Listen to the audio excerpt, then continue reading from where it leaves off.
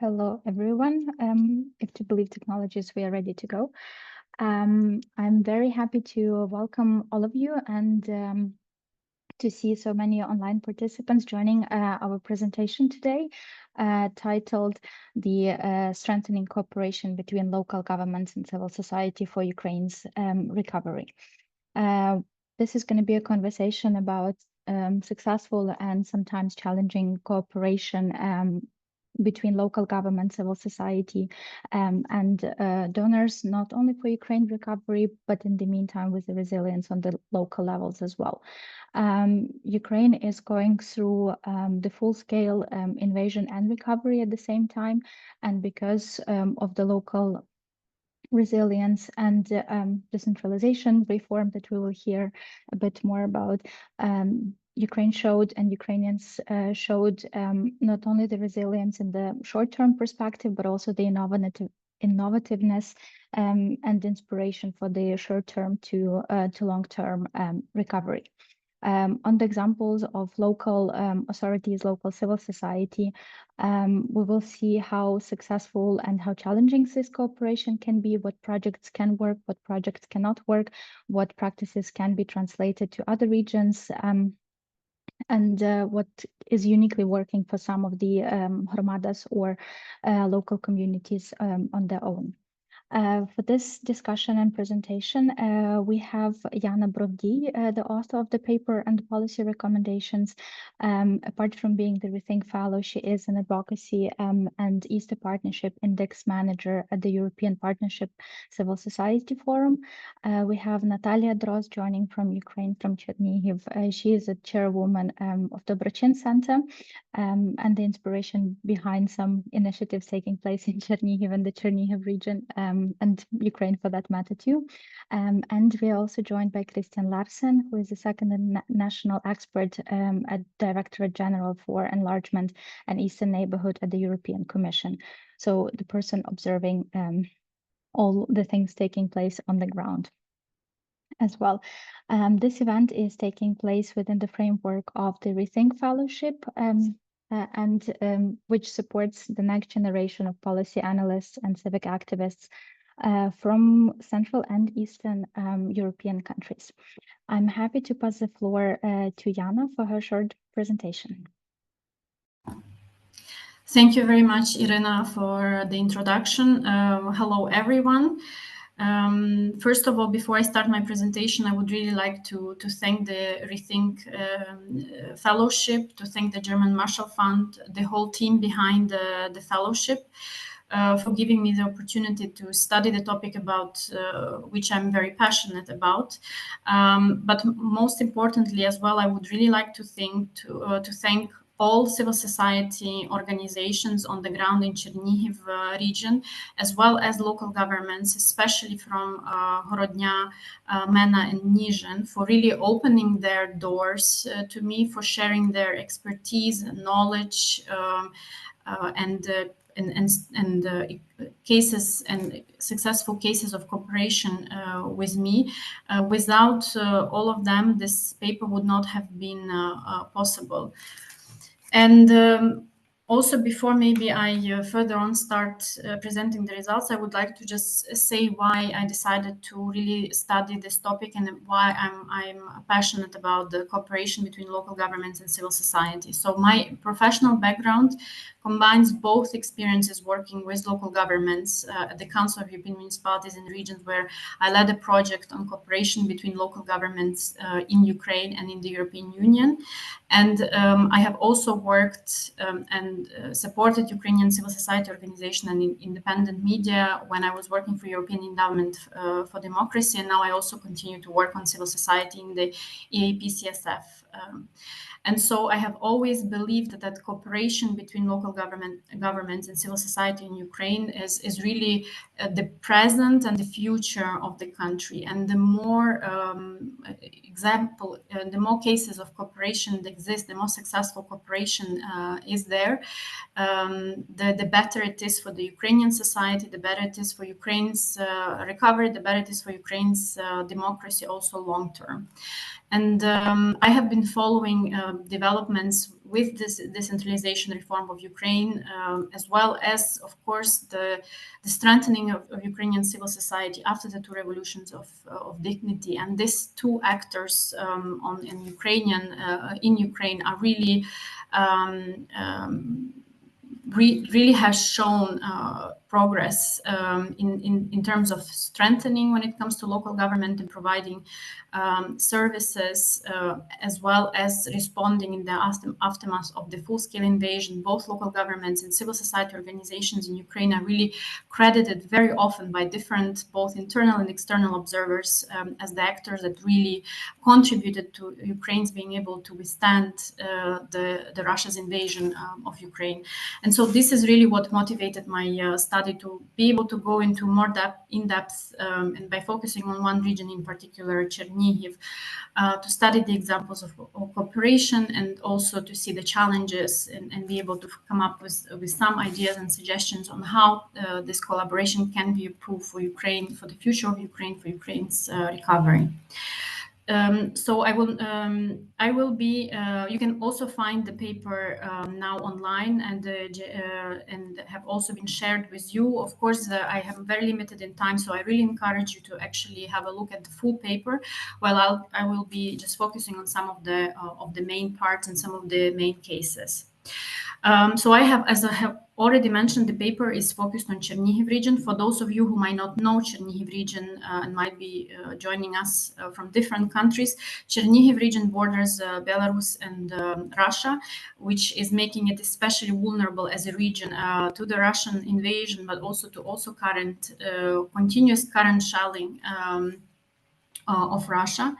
And though the capital city was spared during occupation, many parts of the region, including the municipality that I have studied, were occupied and they suffered also damage.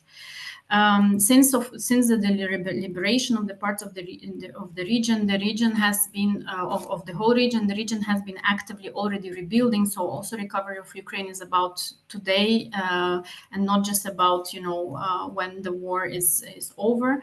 A lot of buildings have been restored, but all this my paper was important to mention is not just about infrastructure, not about restoring the building, but it's also about human capital and how to make sure that that human capital is not only preserved but also strengthened and empowered in Ukraine in the context of Ukraine's recovery. That's why I really would like you to not just think about buildings and bridges and roads, but think about the recovery in much larger terms. So now going into a bit more details already on the cases that I explore in my study. I will not go into all of them. I will just cover some of them due to the lack of time. So the first one that I am looking into is the Nizhyn urban hromada. I have actually visited the municipality. I have talked with the civil society organizations on the ground, as well as the mayor and the local as well officials during my visit to Nizhyn. It's a municipality of around 66,700 people. After the start of the full-scale invasion, the municipality, some buildings were destroyed, including private houses, schools, and kindergartens were damaged. But Nizhyn has really struck me as a very good examples of really effective cooperation between local governments and civil society organizations. And there is really a lot of motivation for cooperation. I could really feel it both from the side of local government as well as from the civil society organizations with whom I spoke. And it's really amazing that the municipality, in cooperation with both local civil society organization as well as regional and national civil society organizations, really managed to attract a lot of funding for projects, more than 3.2 million euros only last year. And this is really a substantial part of the budget of the municipality. As you might know, most municipalities of Ukraine have seen a decrease in their budgets because of the full-scale invasion and the challenges of new services and that they need to address, and general decline of economic activity. And so this external funding that the civil CSOs are able to bring to the municipalities such as Nizhyn is really, really crucial. social. There are a number of more than 30 projects have been implemented or in process of being implemented with the help of civil society organizations in different sectors, from healthcare to social services, economic development, etc.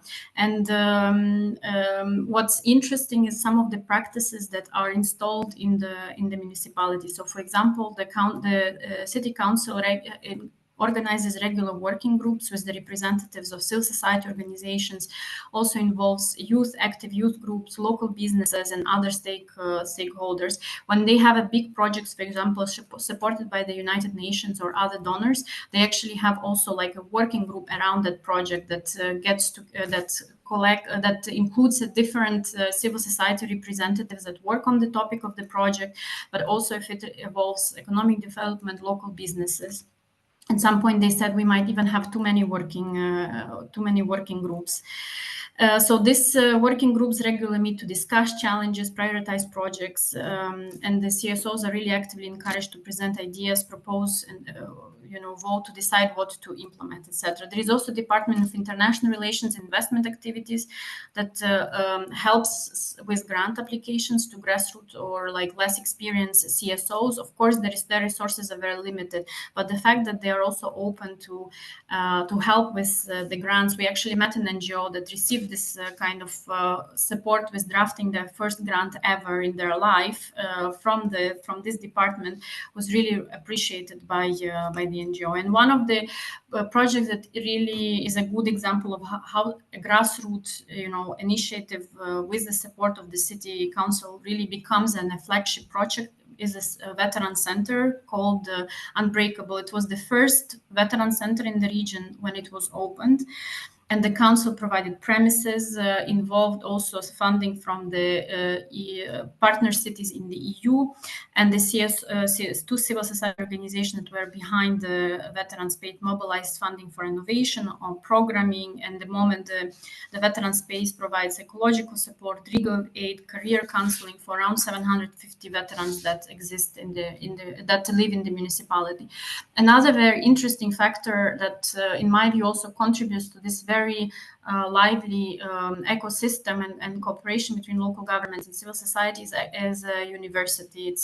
There is a Nizhyn Mykolaiv State University that operates, is active on the territory of the municipality, and there are a number of programs, including in the social work, that actually encourage young people to volunteer, to get involved in projects. They also teach students how to write applications for grants. They also have regular dialogue with the city council that also and they often also apply together for projects.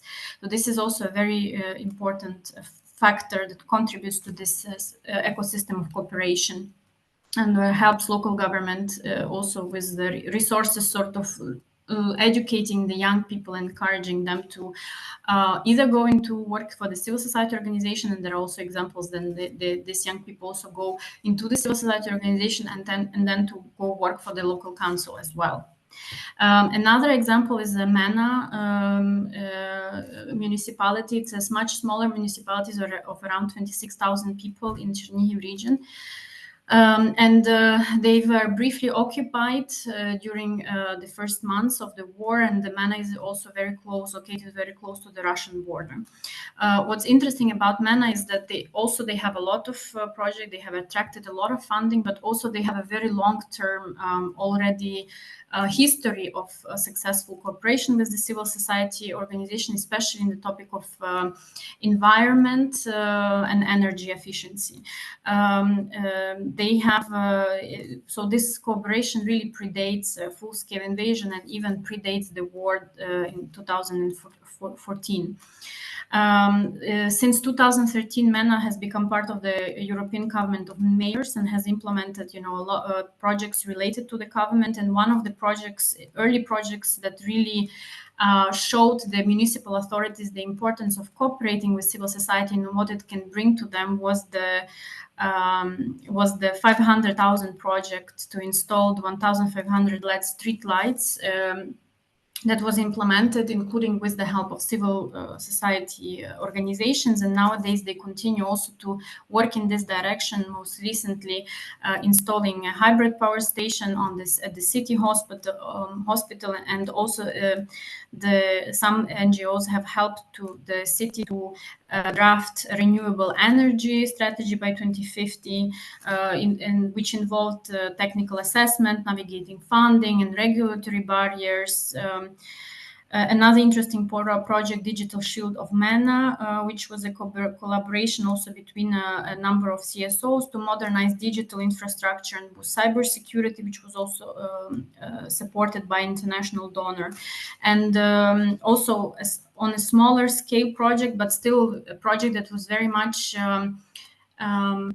the local government was very passionate about it, because it's brought young people from all over Ukraine through organization Building Ukraine together to build to build a shelter in the city. Something, of course, that is very important nowadays, especially in the municipalities that are located close to the border with Russia. There is another example with which I will not go into details, but I really encourage you to take a look, because it's another municipality called Horodnya, which is really has also very interesting examples of collaboration, and I encourage you to take a look on them in the paper. Now, when it comes to the challenges of cooperation, there are a number of them.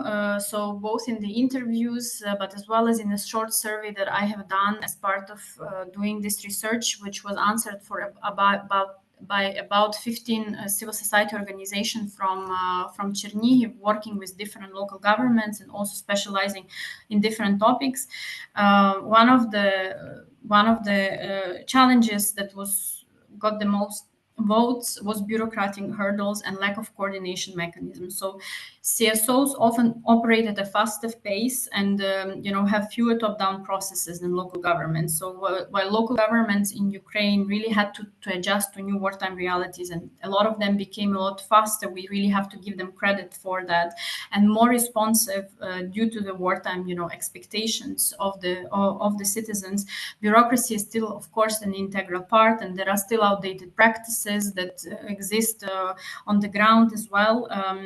And in some cases, officials, avoid the responsibility under the guise, of bureaucracy. And this can be very frustrating for civil society organizations, especially those very progressive, very active ones that are not accustomed to navigated this old practices and waiting for responses, long time for the responses.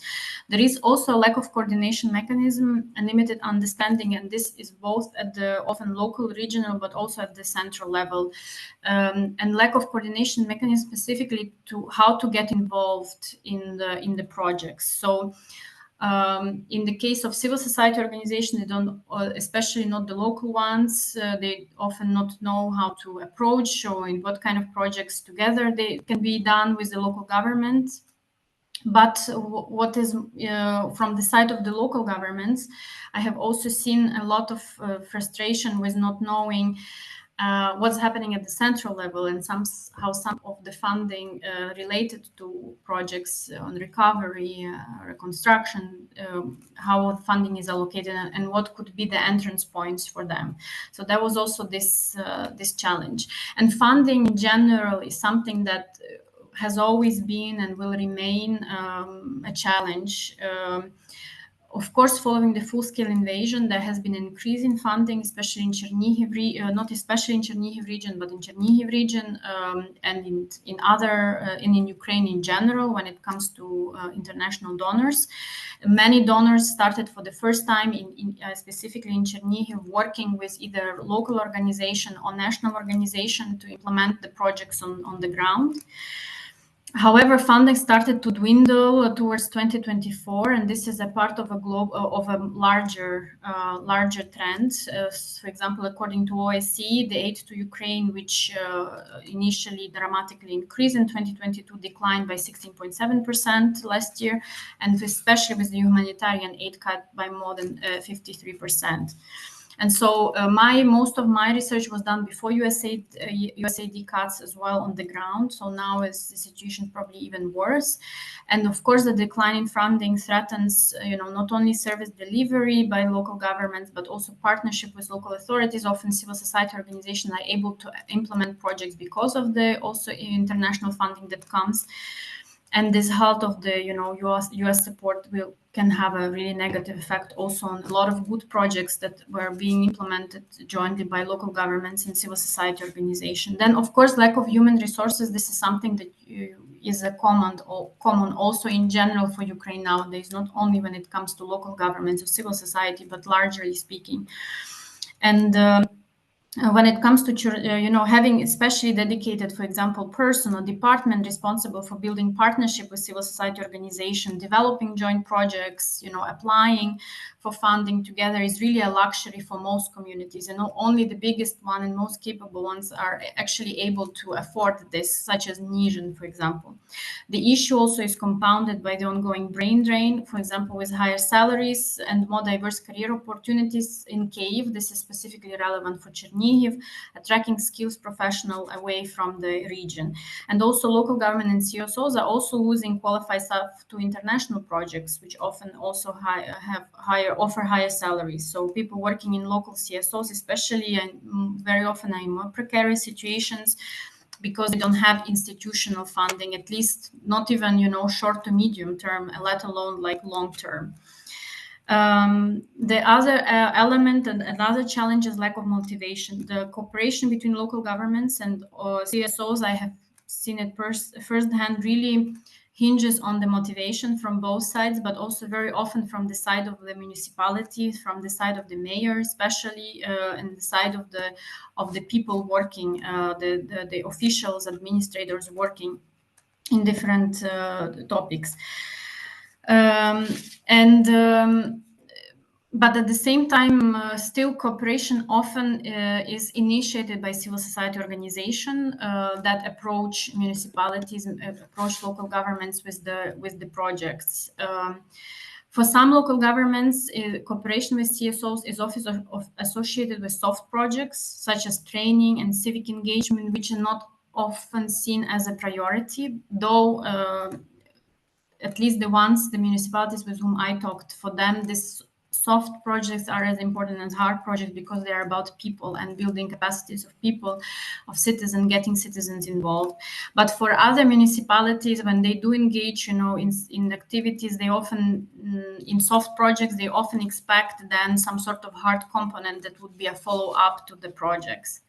And then another challenge that I would like to mention here is the blurring lines between local governments and civil society organizations. What I mean here is that local governments sometimes, and this was already practiced before the full-scale invasion, establish non-governmental organization that kind of they de facto run to overcome some bureaucratic or legal obstacles to implement the projects. And in general, even sometimes local governments cannot apply because they don't fulfill the criteria of some of the projects in programmatic calls of international donors. So then by having a non-governmental organization, then they can apply for different type of programs that otherwise would not be open for them. However, when this happens and when the local government sort of runs a local NGO, of course, this creates a blurring of line between what the local government is, what civil society is, and this risk diminishes the role of civil society organizations as independent advocates and watchdogs.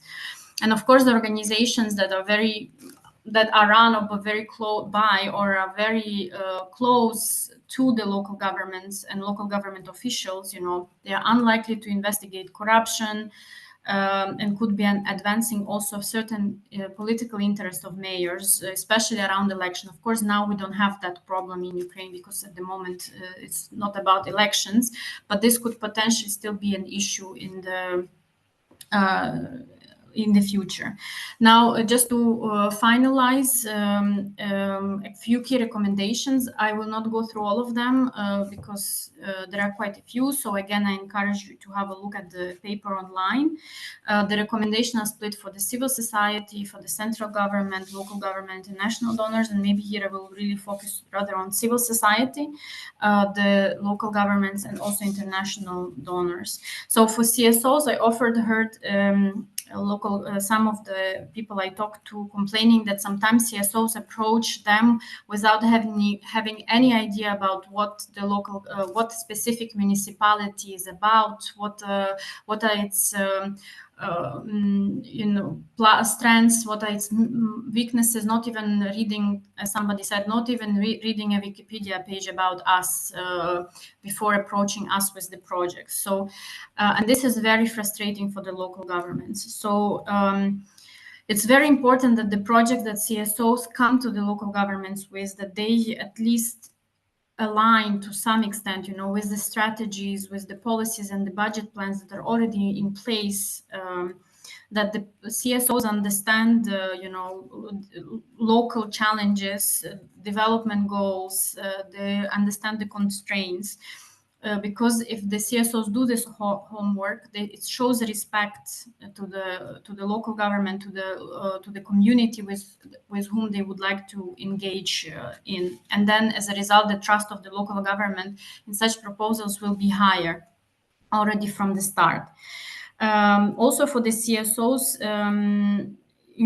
it's important to avoid replicating standard project templates across different communities without adaptation. There is a lot of lack of time now in Ukraine for obvious reasons, and some CSOs, try to, under donor pressure as well, often replicate the same models of projects from one community to the other, and this is not the best way, especially this community might not have the same challenges as even neighboring community. So conducting needs assessment, engaging community members, and really co-designing intervention together with the local governments is incredibly important. When it comes to local governments, it's always important to hold regular dialogue, both with local civil society organizations, but also inviting organizations from outside, either regional organization, and even holding open days for organizations from outside the region, communicating all opportunities for cooperation in open and transparent manner, and also making, if there is a budget for it, and if there is public services that are to be provided by the civil society organization, to make these procurement processes for the provision of services by CSOs transparent. So this incorporating openness to civil society is really a core element of also building, trust with the CSOs. And just to finish, some few ideas for when it comes to really international donors, because there is a lot really that they are already doing in the country context, and still will do a lot in the months and years to come. It's important to design programs in such a way that encourage cooperation between civil society and local governments, because very often now the programs are either targeting civil society organization or targeting local government. And by combining and encouraging this cooperation as co-applicants, for example, this could really also boost the motivation from both sides to cooperate, especially now when the funding is dwindling. Also require establishment of oversight bodies within recovery related projects that include both representatives of local governments and civil society organizations. Unfortunately, still this is even getting one representative or the other is difficult these days. And promoting positive examples of collaboration between local governments and civil society in especially Ukrainian context, but also in the international forums, like now in the Ukraine Recovery Conference, really showing this collaboration. and also offering technical assistance to strengthen project implementation capacity, of course, through training, partnership, and talent exchange programs. This is a more general recommendation. So just to conclude, sustaining cooperation between local governments and civil society is really, in my view, essential for inclusive and effective recovery process in Ukraine, and institutionalizing this partnership to the extent possible will not only improve service delivery and community resilience, but also lay a stronger foundation for democratic reconstruction after the war in Ukraine. So thank you very much for your attention, and I look forward to your questions. Thank you. Thank you so much, Jana, for the presentation. Just to also say that the questions will be received through the Q&A box that you can see at the bottom of the screen.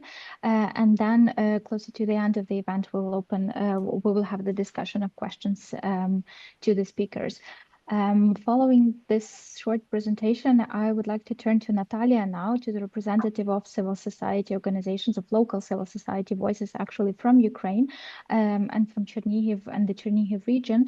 Could you please share your insights for how long this cooperation was going on already? What are the main successes? What are the main challenges? And how do you see this cooperation going forward, and whether can this be also translated and adopted to other regions in Ukraine?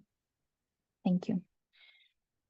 Good afternoon, and thank you for having me here. And thank you, Jana, for choosing our region as a pilot one, that our practices could be studied and then replicated all over Ukraine. I think that all that you have said about opportunities, challenges, it is very relevant to all other regions, especially because the challenges that we are all now living in our country practically the same, and so we are doing the same mistakes, trying different practices.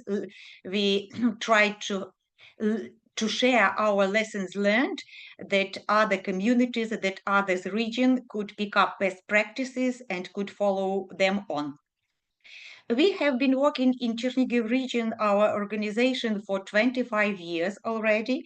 So we have very good connections and collaboration with the most of territorial communities, municipalities of Chernihiv region, now Sumy region.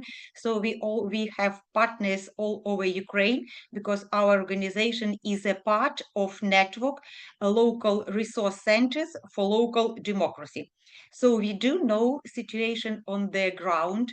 We work on the grassroots level, and maybe I start with the comment, because when Jana told about the challenges from a local government, how do they see intervention of civil society organizations? For me, it sounds like some kind. It resembles with the situation that it looks like national NGOs that comes to the region with the same application form, with the same ideas, having no idea and not consulting what the situation is on the local level. And we as local organization, we raise this topic that we need more partnership between national civil society organization and local civil society organization. Because, for example, we start some idea, any project activities or whatever, and then we read, for example, somewhere in internet that already we have the similar projects started, initiated on national level. No local community, neither local governments have no idea that we are already included in, that we are already a part of someone bigger project, national-wide, that is expand all over Ukraine. So yes, this is really an issue. So we need more collaboration and cooperation, exchange information between local and national civil society organization to meet better needs of municipalities and especially people who live there. While local governments now see us, local civil society organization, more than a partner, even more than a strategic partner. First, but it's interesting point, because capacity building, we both like local governments and civil society organization, we both lack human resources, we both lack financial resources, whatever. We both live in a very strange situation when you could not sleep at night, but in the morning you wake up and go to work because you have to. But at least civil society organization is more dedicated not only to these so-called tactic activities, to repair, to rebuild, or whatever to do, but to think strategically what to do better for their community, for their municipality, what projects could be done, and where to invest money. Because now, when every community, municipality is shortage of finance, so you have to prioritize what to do first, because everything is important. Health is important, education is important.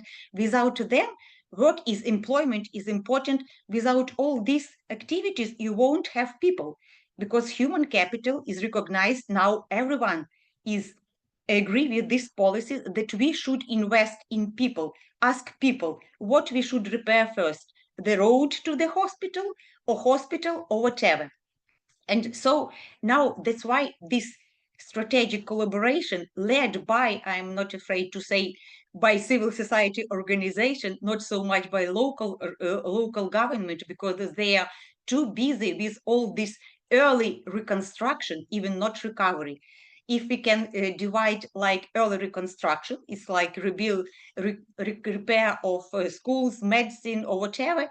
It's more committed. The local government is more committed to this.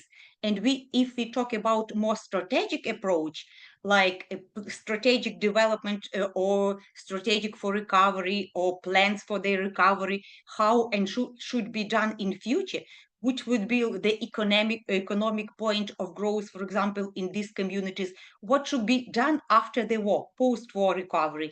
All these activities is led by civil society organizations, even in those municipalities who are capable and have finances to do this, because it's not priority for them. Priority is good services for their citizens and trying to keep their citizens, especially youth, on their places. So this collaboration now on local level is on very sufficient level, and I am happy to tell about that. And what we need is more support in capacity building, both of us, local governments and civil society organizations. So maybe I will stop on this, just provoking you to our audience to ask me more questions about different spheres, because we are run out of time, and it's always interesting to answer the questions that you are keen of instead of lecturing our experience. So thank you, and I'm waiting for your detailed questions. Thank you so much, Natalia. And again, just to remind maybe for those who just joined, you can ask the questions in the question and answer box, and we will get back to them after the discussion within panelists. Christian, I'd like to turn to you now to share your perspective on the cooperation. How is it being seen from the EU Commission side? Yes, thank you very much, Irina, and thank you, Jana and Natalia for these insights. And yeah, very good to hear a lot of very good points that resonate very well with our impression and some of the priorities and potential that we see as well from the Commission. Just to clarify my own role, so I'm in the reconstruction team in the Ukraine service of DG NS, so the DG for enlargement.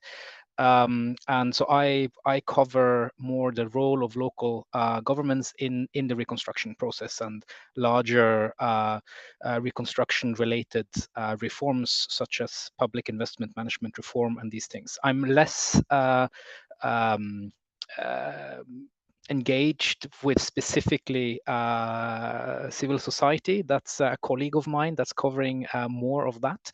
But since only one person could be here today, I will take that, because it's we see also from my point of view, from more the local authorities point of view, and their need for capacity building and support the potential and the great use of the civil society, also in terms of making things work under very difficult circumstances.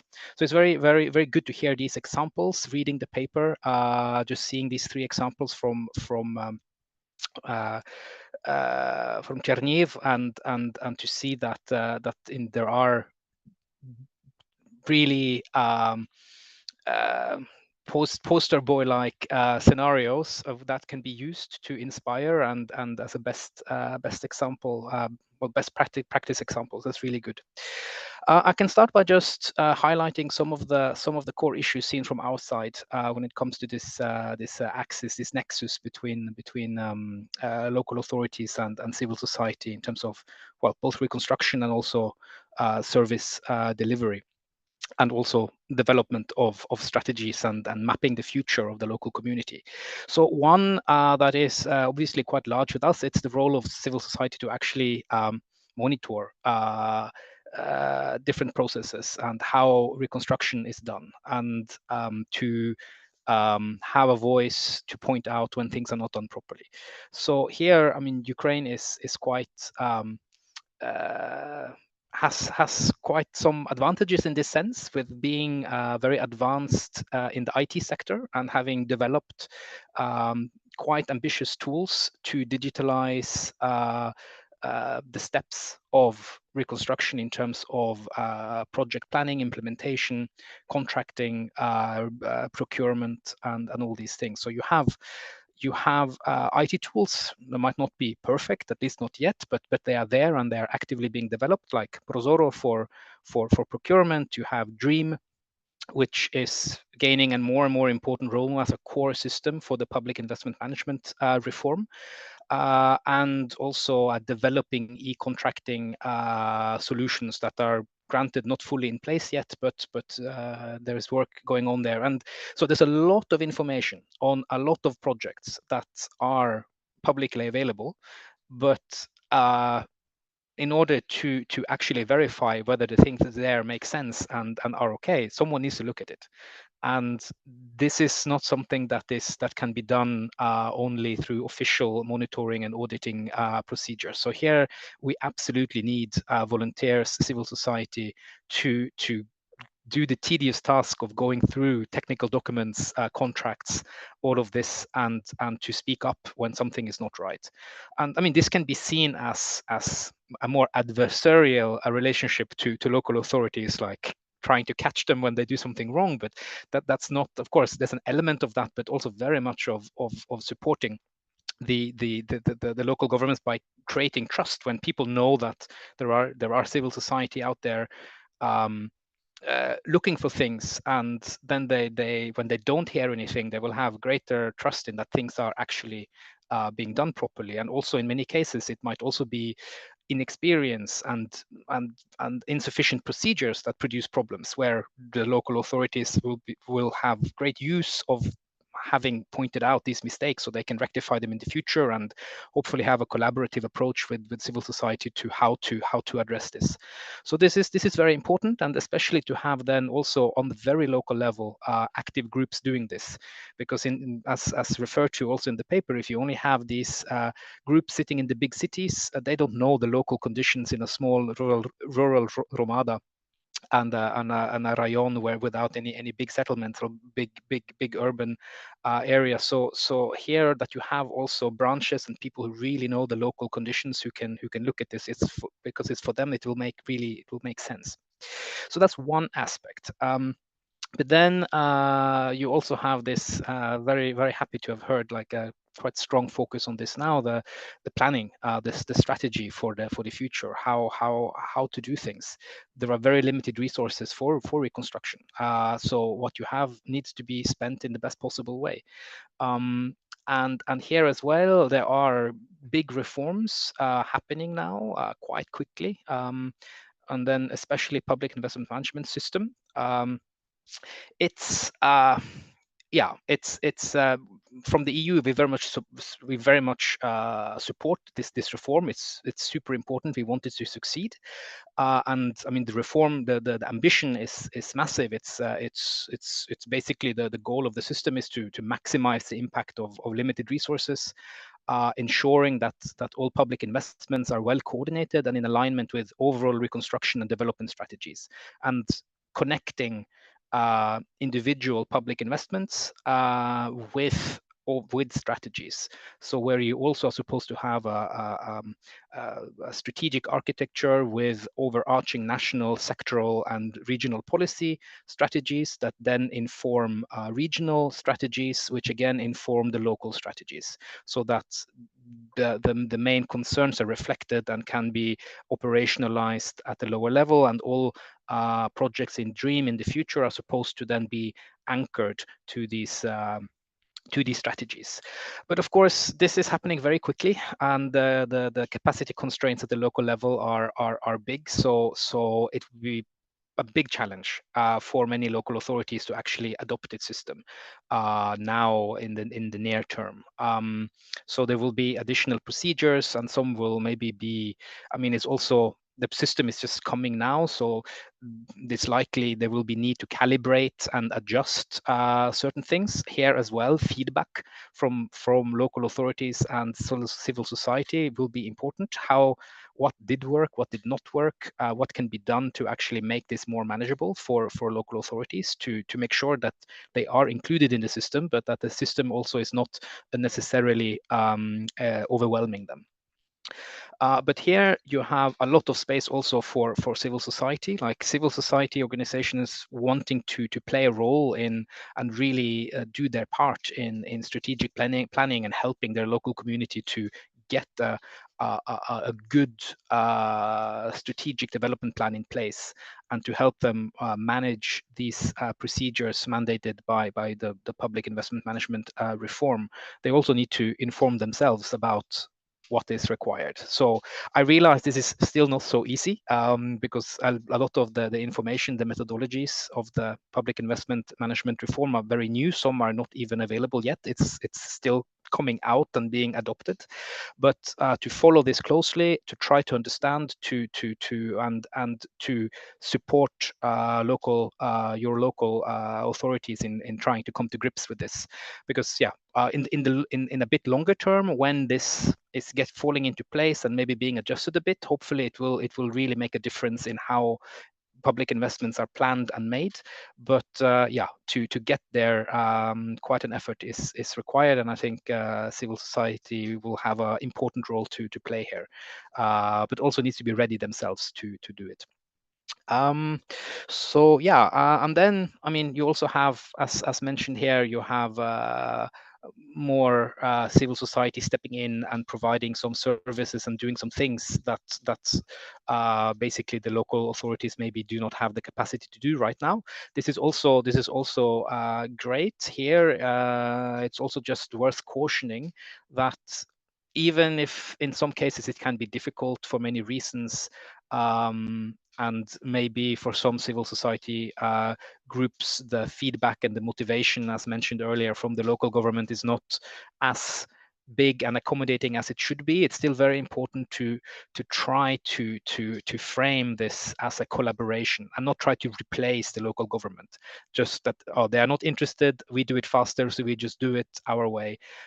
Because even if that in the moment might seem easier, the local government is that they're staying there, and they are they will be they are the future in terms of developing the community, and so to really try to engage with them and do this as a collaboration, I think it's even when it's hard, I think it's a point worth making. I'm Norwegian myself, and in Norway it's quite a well-developed system for collaboration between volunteer groups and civil society and municipalities, because also in Norway municipalities have many tasks that for smaller ones especially can be difficult to handle. But yeah, also there it can be a balance to kind of to not let one actor become too dominant, and to maintain this sense of good faith collaboration. So yeah, I think those are the main points I wanted to make. I'm just also referring to. I mean, we have in Ukraine, so the EU is funding some quite substantial technical assistance, capacity building initiatives for local authorities. They absolutely also have civil society on their radars, even though they are not the local authorities are the main focus.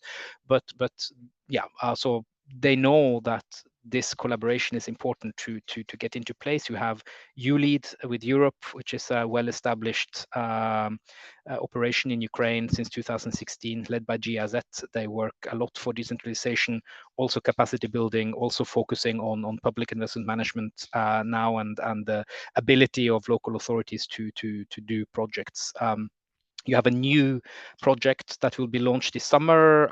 If everything goes as planned, it will be launched now during URC in Rome, EU for Reconstruction, and they will also have components within the project that deal with local authorities, and also component that maintains a focus on civil society. So once it is launched, and it is worth also checking that and seeing how they are planning to unfold their activities.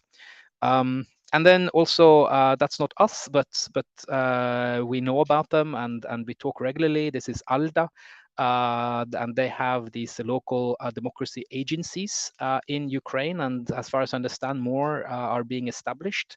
And yeah, they focus especially on coordinating between local authorities and civil society. Although that is beyond direct support of the Commission, it's an actor we follow, and we appreciate that what they do, and that is also probably one of the most concrete expressions of really facilitating this, like with a particular focus on this very important collaboration between civil society and the local authorities. So yeah, thank you. Thank you so much, Christian. I do encourage all of the participants to ask the questions in the question and answer box, and we will get back to them after Jana's short response to the speakers. Thank you. Thank you very much, Natalia. Thank you very much, Christian, for, I think, very, very valid points.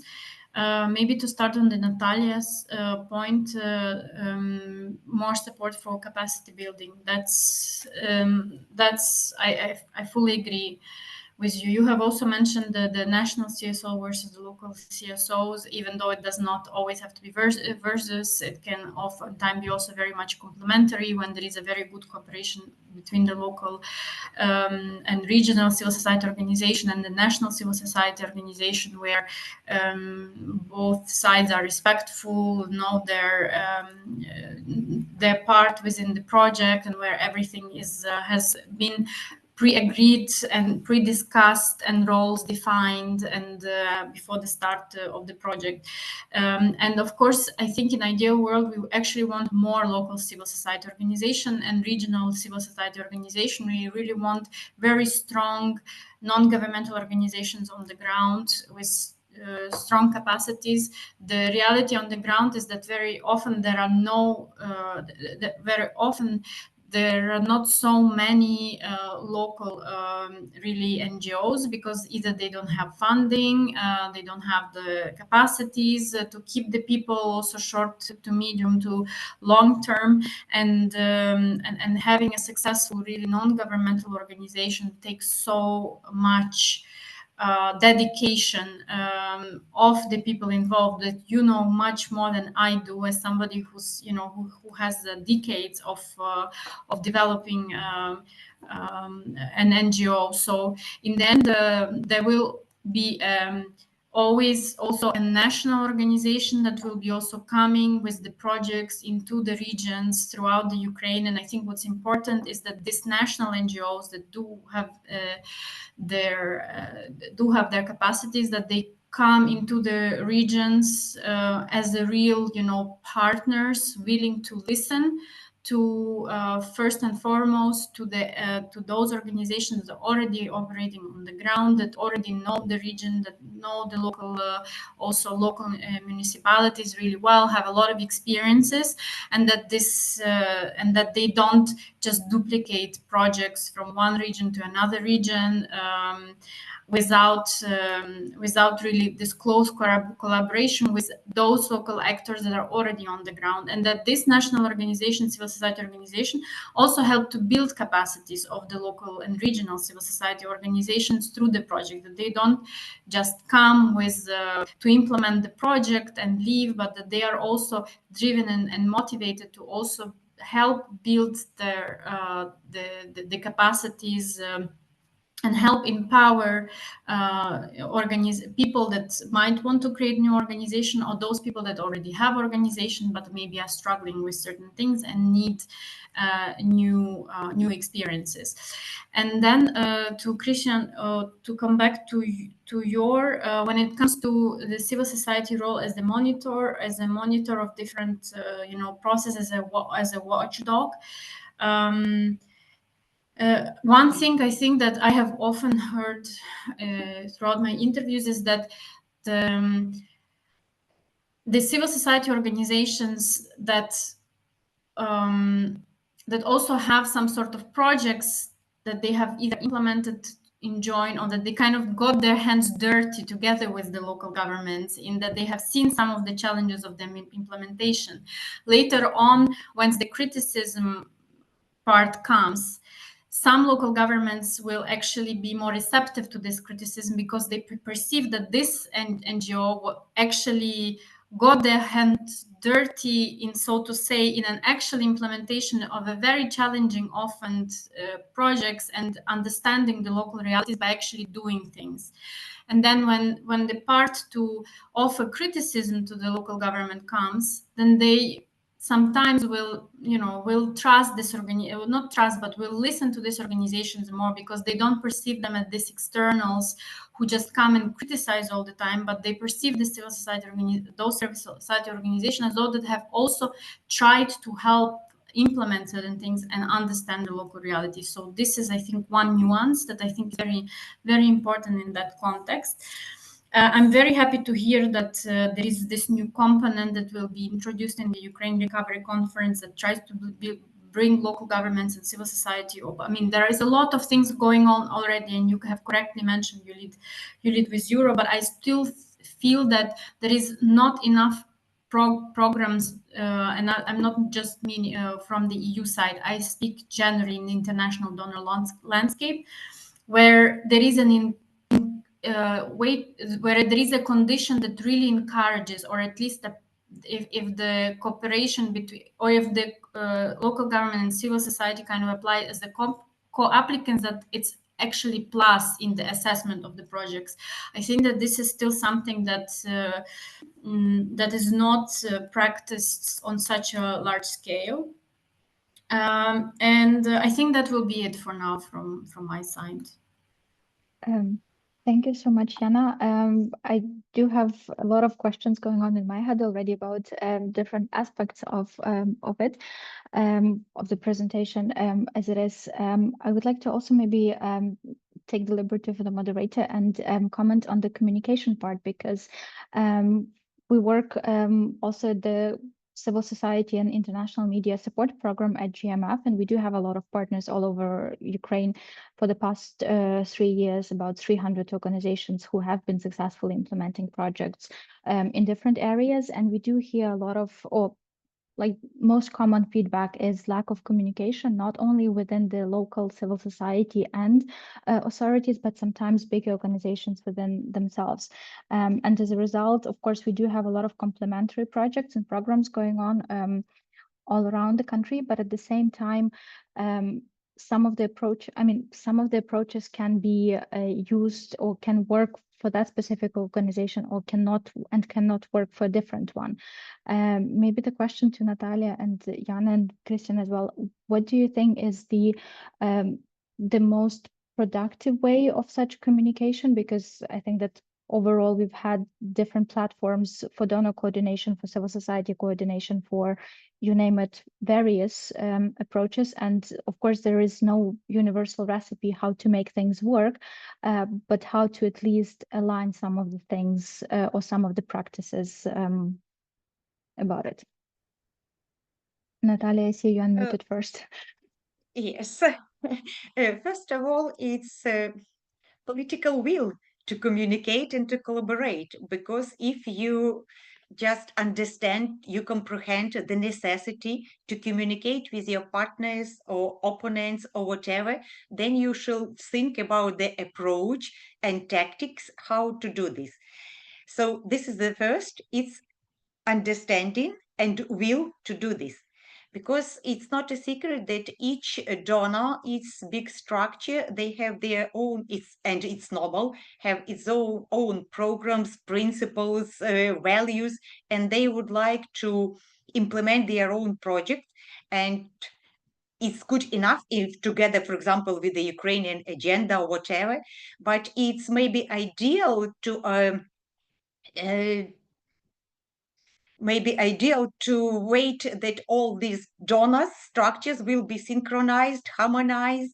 So it seems like impossible for me, like local organizations that works for 25 years. I do understand and appreciate that yes, communication could be better, but we could not make them talking and acting like one single voice, and it's not normal. Better communication, yes. So invite before every meeting, so just be open, ask, and like we are doing participatory approach, it's not so, there is no some magic formula that could be used. It's very easy, it's the same approach, and we do this in our activities, every one of our structure. For example, I would like to give this very simple example. We had one project that we were equipping shelters in educational institutions, like with all this equipment necessary.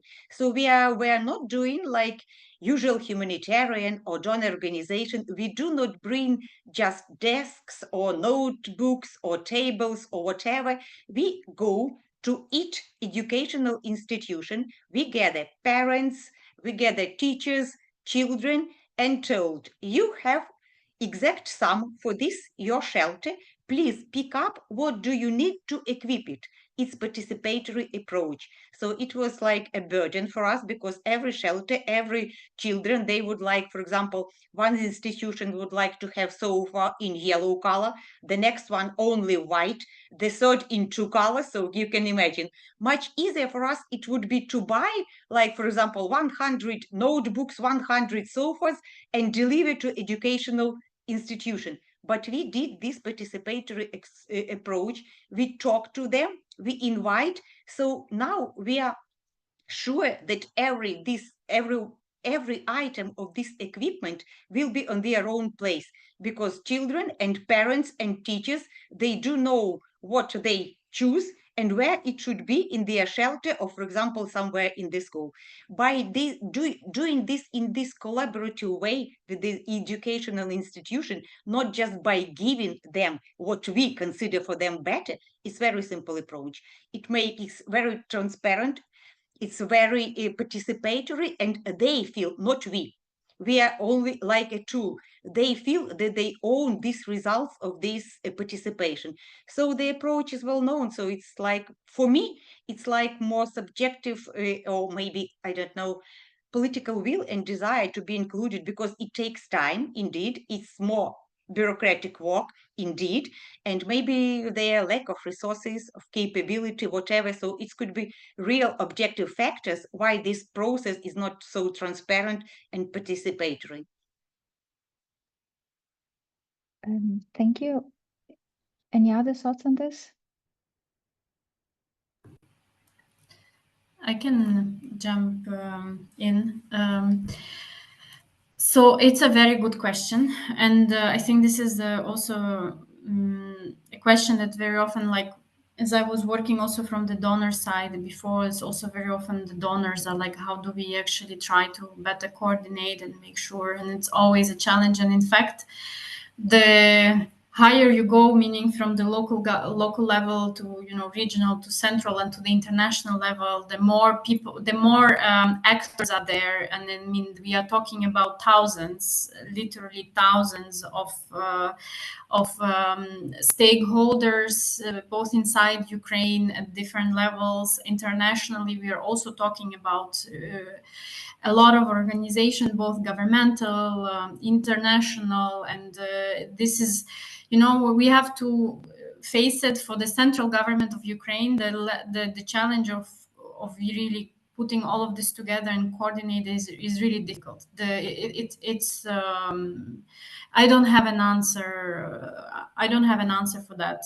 But looking at the local level, because this is where I was looking at, and I will just give you, maybe this is an anecdotal evidence, but in the both at the period when I was in, for example, Horodnya and the Nizhin, it so happened that at the day when I was there, they had in one case UN agency coming. I think it was UNDP on the business development, economic development related project. And in Horodnya, they had Danish Refugee Council coming also on the same day to the municipality. And I saw firsthand the local officials actually calling business organization, calling the NGOs that work with the humanitarian aid locally, calling and asking them and telling them, look, we have a unexpected visit from the UNDP or Danish Refugee Council.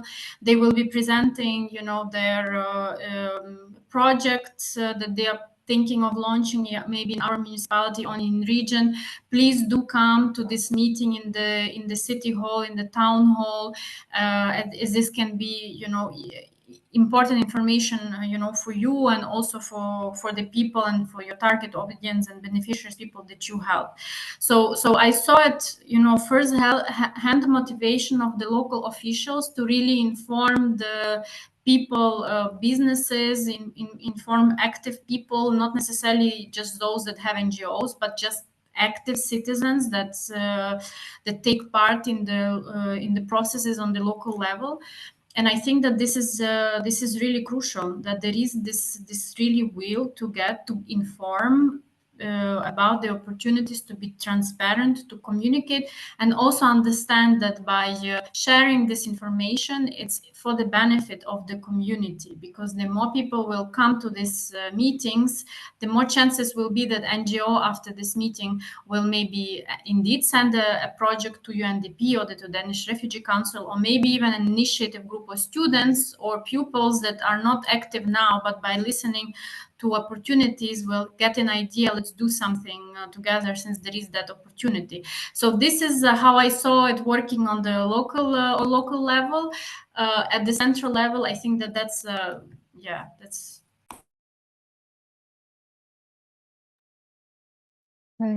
Thank you so much, Natalia. Jana, Christian, do you have anything to add to this? Yeah, I can just maybe add also the aspect of international partnerships. So we see that this is spreading. More and more Ukrainian municipalities, they get one or more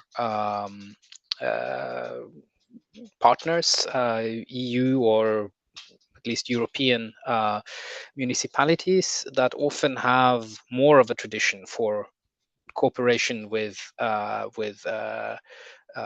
CSOs, and I am thinking here as well, it might be worthwhile to try to get involved in these partnerships, at least those that actually have substance. And I have the impression many have quite a lot of substance, with the partner municipality in being really interested in providing support and also a sense of know-how, how to do things, how to deal with, I mean, for example, new European standards that are being introduced more and more, and where the Ukrainian local authorities also have to adapt, but with often little experience on actually how to implement all of this. So for the CSOs, if their local authorities have partners and the partnership is actually working and has substance, to try to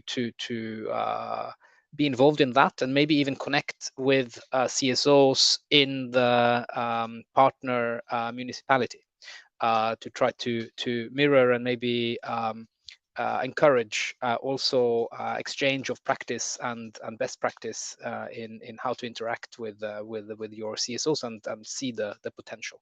So yeah, that's just one more aspect that is worth considering. Thank you so much for that. Another question that might be also on a borderline with comments. I do know that the Brachin Center, for one, and among some other organizations in Ukraine, also work closely with youth, or at least encourage the youth participatory approaches as well on the local level when it comes to participations in different working groups and so on, and also encouraging them to learn how to write projects, how to implement projects, and so on. We do have similar projects that we've supported around Ukraine as well, and in some regions it's working more, in some less. But then again, it sort of combines the challenges that you've all referred to. Those would be the lack of human resources, and also sometimes motivation to stay, and because people are still moving inside the country, even it's difficult to sustain this motivation for people to stay inside of the communities. And how do you because at the same time there are also projects or programs, even national wise and local ones, to encourage young people to join the public sector or public service for that matter. And how do you see this can be used as well as one of the positive examples that can be promoted, and not only within the community itself, but also for the recovery planning and for recovery strategizing, how to keep people inside of this, and how does youth respond to this on city level, rural level, sorry, and also at the level of municipalities with the departments that work directly with youth. Yeah, Natalia, Jana. Probably I will start because we start working with the youth like one of our main target audience more than 10 years ago. So we start with very simple activities like school for changes or youth school or whatever. And it was very popular among young people. And now looking back for 10 years already, we now have a network. I skip all these long activities. It's like usual advocacy training, like Irina told. Now, after 10 years of such systematic activity, systematic approach is very important for any activity that we are doing. Now we have a network of young leaders that are already deputies of mayors, some now joining the armed forces of Ukraine. They are not only deputies, they are leading of business companies. And now if, for example, we need something or for some speaker for youth, because we also embed in the approach that youth is talking for youth. We are just managing this part for the youth, because if I come in telling youth how to do, it will be not so relevant for them. And it was funny, just one step back, that at the last press conference, then when the youth were talking about their project that they were realizing, a young girl, she was 27 years old, she told about her experience, how she understood the youth. She, 27 years old, she were talking about the difference between her and youth, because the next generation is coming and they would like to how to engage them. What is more important in the work with youth, and it is very rewarding when you work in the local level. If, for example, I am talking about the Chernihiv region and those communities who were occupied, and then liberated, so they had no chance to escape, to relocate, to remove. They stayed there, young people, during the occupation and doing tremendous work to sustain the activities of their communities, helping elderly and medicine, food, whatever. And now, when they were liberated, they stayed in their communities and continuous. So now, then we also motivate and stimulate local authorities to include them into the public life, including like coming to work. Because if they stayed in occupation, they stayed after liberation. What is interesting, 95% of people stayed in those communities. They are practically from our region, people no flee from because they already saw the worst. So now we not only train their youth, we not only giving these soft skills on systematic basis, we also provide them small financial support. It's really small. It could be $600 for one small project, but we can measure the result. For the first year, when we announced this small mini competition, it was like about one application per community. And now, after 3 years of this calls, we have 24. We had 24 applications for 4 communities. We can see the rise because they all not only could be trained how to write down a project application, they also should have this practice where their opportunity where they can practice their skills. So this is the first step that they are doing. And for example, if we are talking about this first round of calls and first our grantees, now in a year, they believe in themselves, they applied for more money, and 2 communities, they received $500,000 for the youth centers. So they started from $600, and then in a year, they can attract this additional money to their own communities. So it's like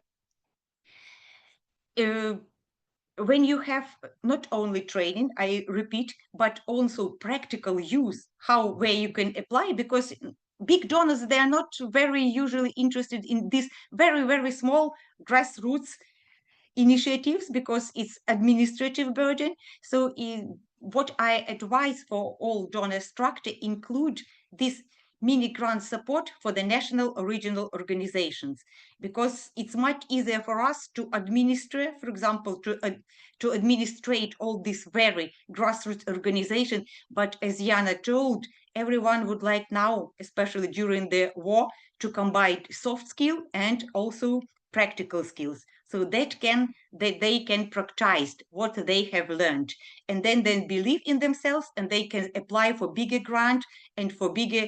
This is how it works: systematic approach and ability to apply for the funding. It also relates to local governments.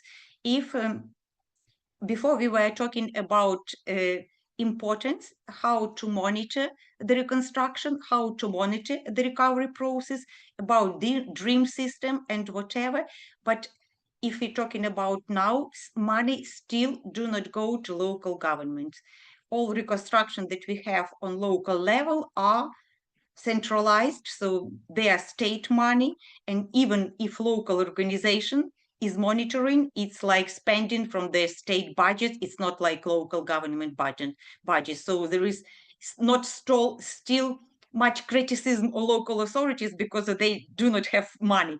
But for the future, when we do hope they will have access to all these financial mechanism, including Ukraine facility, we also would like to develop this approach on the local level and help local authorities to to conduct all these procurings, planning, and whatever with the help of civil society organization, in order to avoid all this funding misuse and whatever it could be done. So if we're talking about now, it's only central money spendings, and it's very bitter for local authorities because it could be plus to their budget, it could be employment of local people, and etc. And if I can return to recovery and reconstruction, as Irina asking about the role of youth, now local authorities, for the local authorities, youth is not only hope, but real essence for the recovery. They will recover and reconstruct everything for whom? For the people that will come or already live. And in order to retain these young people, they are now indeed included in any process that regards planning or implementing recovery project. For example, if local authorities they are elaborating their plans for recovery or strategies for recovery, they even include youth starting from 14 years old. According to our legislation, now they are residents, they are considered as residents with the rights to participate in the decision-making process, even youth from 14 years old. So we do have very good perspectives if we continue in this track involving young people and youth to accept decisions for their future. What do they do? And then to implement. So it's big chances that the young people will stay in their communities, will they participate in public life, they will go to the local authorities, or they will start creating startups or whatever, because they are part of their communities, not like beneficiaries of someone's project. Thanks.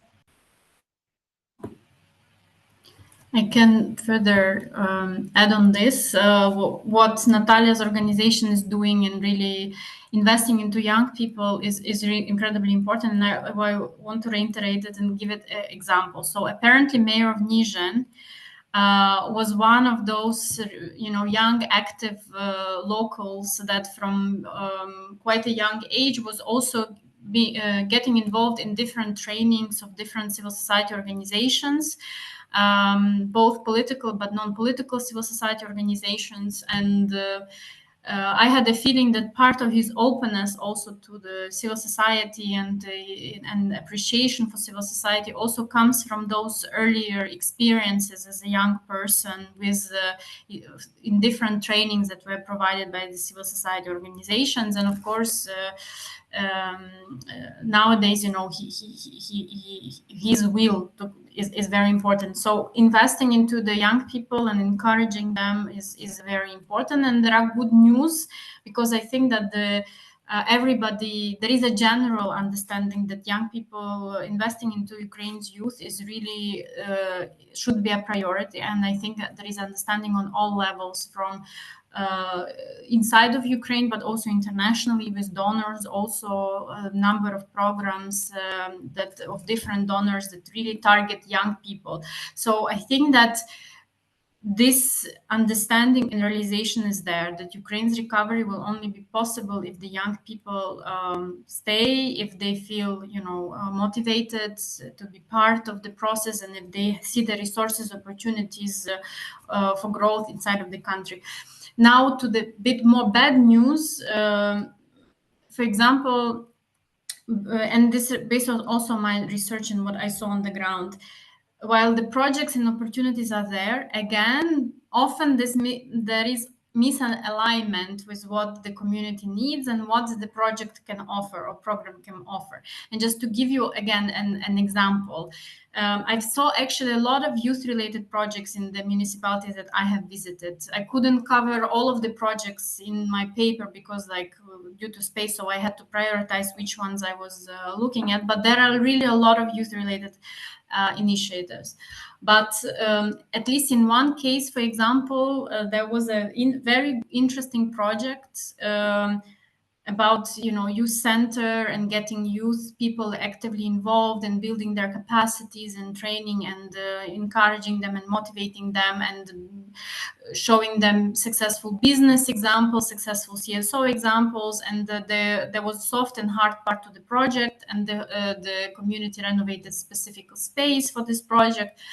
And in the end, they ended up receiving a 3D printer, which of course cost a lot of money normally, but unable to, for example, use, which is not used at all because of technical, logistical, financial investment that is needed to operate the 3D printer.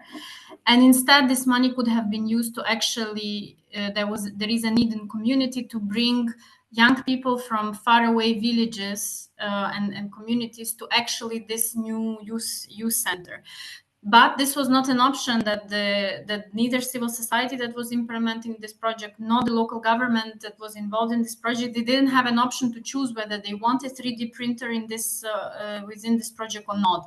The 3D printer was part of a bigger project and bigger package that was basically the same project across different municipalities, exactly the same.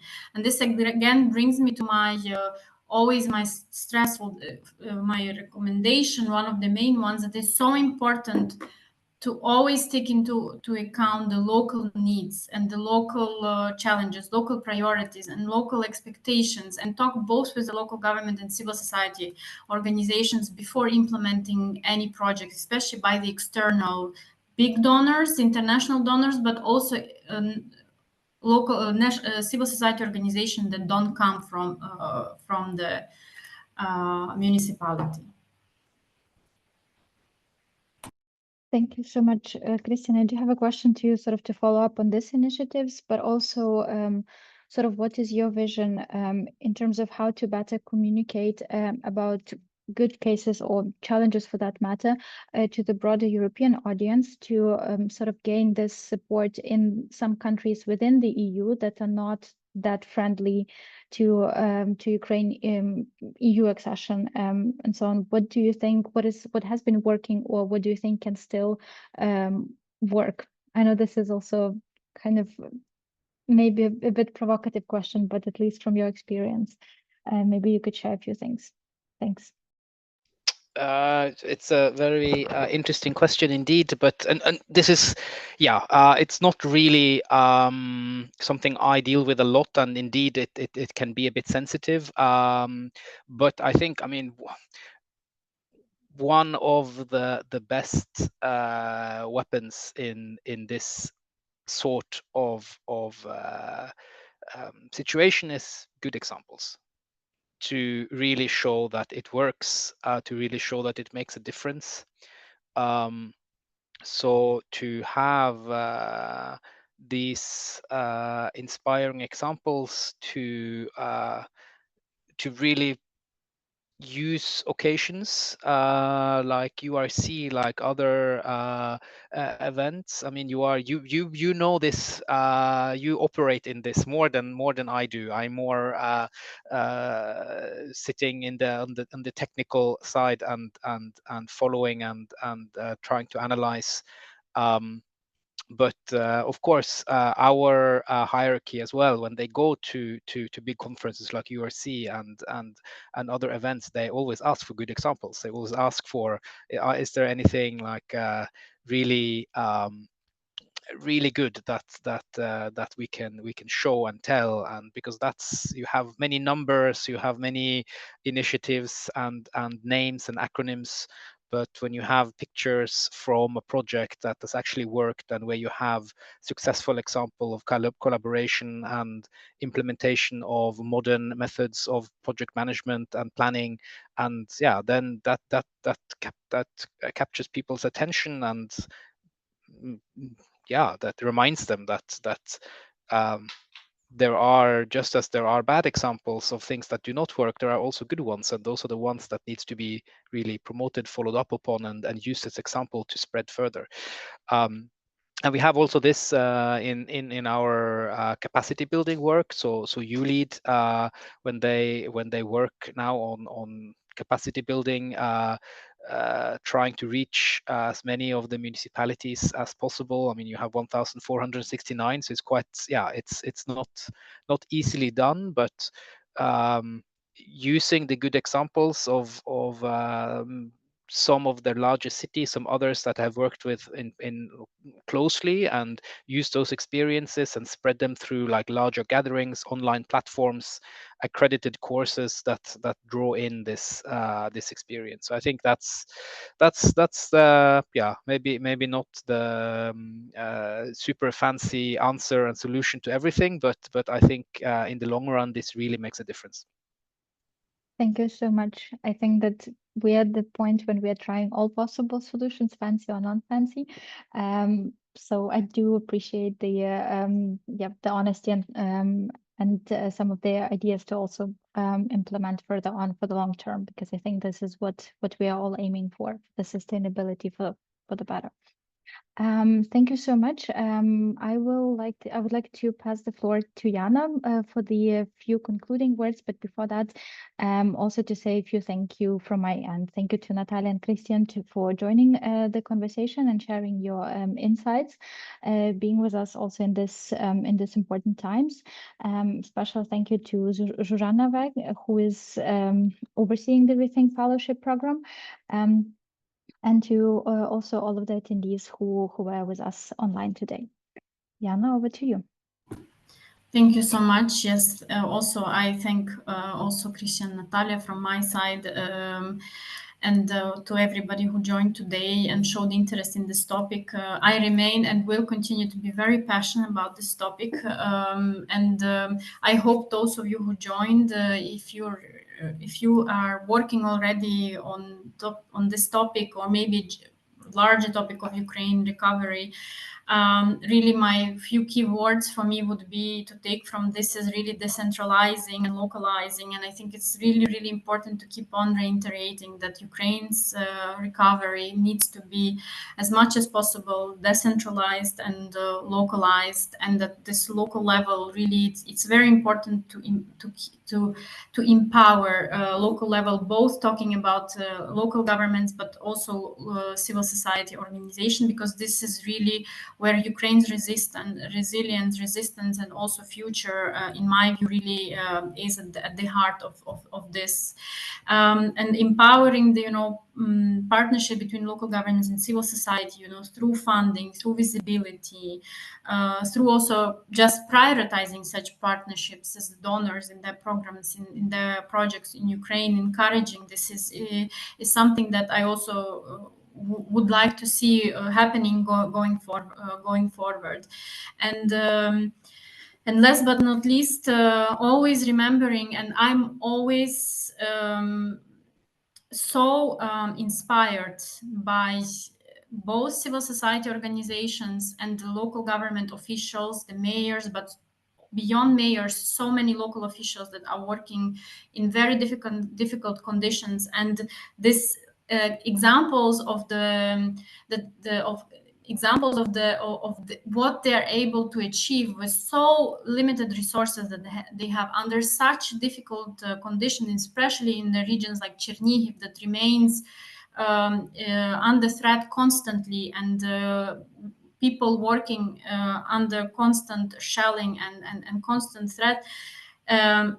If this is not inspiring going forward, talking about EU accessions and people in the member states, I don't know what would, because really the people, the Ukrainian people are an inspiration, and with this, I would just like to close and thank you again for this opportunity to delve deeper into the topic. And please do reach out to me in case you would like to keep on exploring this topic further together with me or with your organization, and would be very much looking forward to future collaboration on this topic. Thank you so much.